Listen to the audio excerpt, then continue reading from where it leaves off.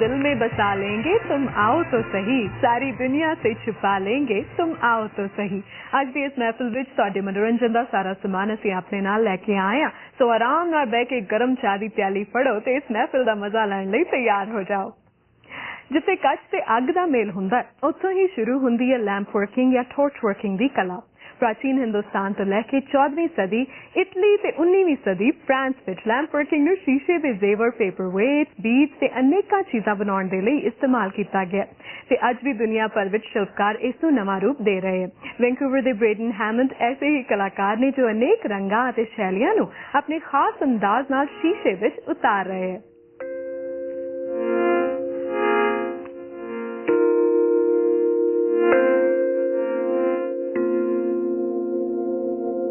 I got into lampworking through just the 70s. It became hot. The 70s a couple of years ago became really popular, and people were checking out the 70s, the 70s show, you know, all that stuff came on. And in the background, I saw these really unique objects, and it was all glass. So I saw the glass and I said, ooh, you know, that's really interesting shape, and that's really crazy. How do they make glass like that? You see glass, and you really can't put the two together.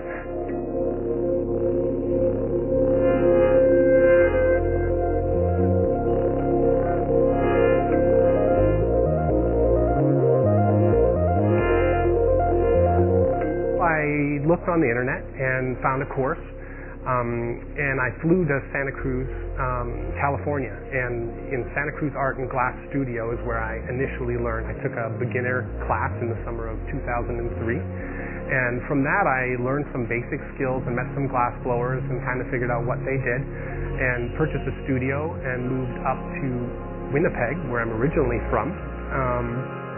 And, you know, met with the family and got some support, and then kind of figured out that the West Coast was the place for me.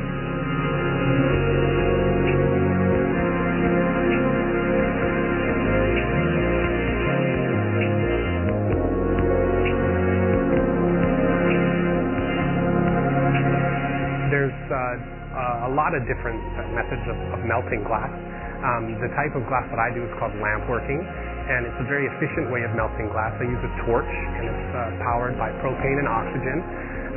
It's around 3,000 degrees Fahrenheit, so very, very hot, very efficient, and the type of glass that we're melting is also a very stronger material as well.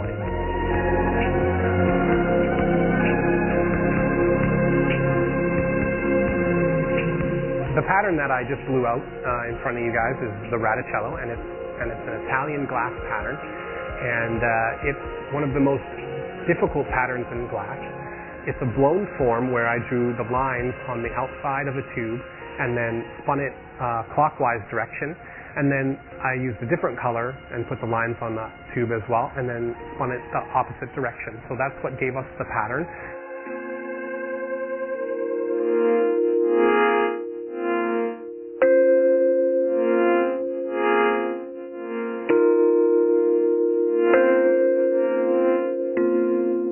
These glass perfume bottles are my Western Fusion perfume bottles, and what we did was we were paired up with a store on Main Street called Maya, and the store has an Indian influence. They import Indian textiles and beads and things like that, and we kind of wanted to figure out what was a style that would say kind of I made it, as well as something that could move in with the Indian influence with the beads and the things that she was carrying. So we pulled out these bottles, and this bottle here is made with crushed glass, or frit it's called, and that's the speckled outside look of the piece. And the stopper here is very unique, is that I've taken the stopper and ground it, so it's a ground stopper, and I can just put it in there and then just give it a little grind there, put it in there, and then it's going to stay right in there.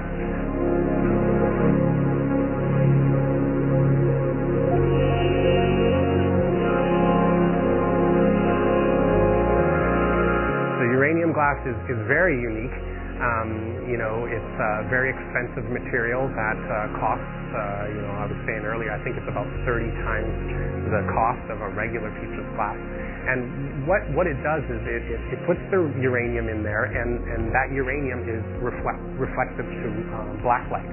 So when you put it under a black light, it shines really, really stunning.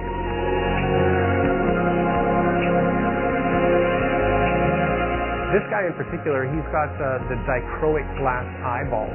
Now, the dichroic glass is a shiny glass coating, and I've got a little bit of an example here. This is the raw material of the dichroic glass, and what it is it's a chemical coating on the outside of this.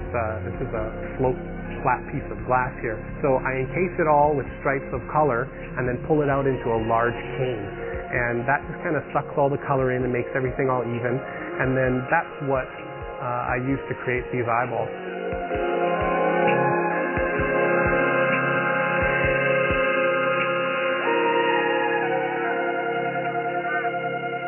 It's not really mainstream yet, but I'd say that in the next 5-10 years, you're going to be seeing just as much lampworking as you would say ceramics in a local kind of setting, where there's a lot more teaching opportunities. There's a lot more people picking it up, and it's also really accessible. In the long run, it's going to, it's going to catch on. It's going to be a lot bigger in the next couple of years.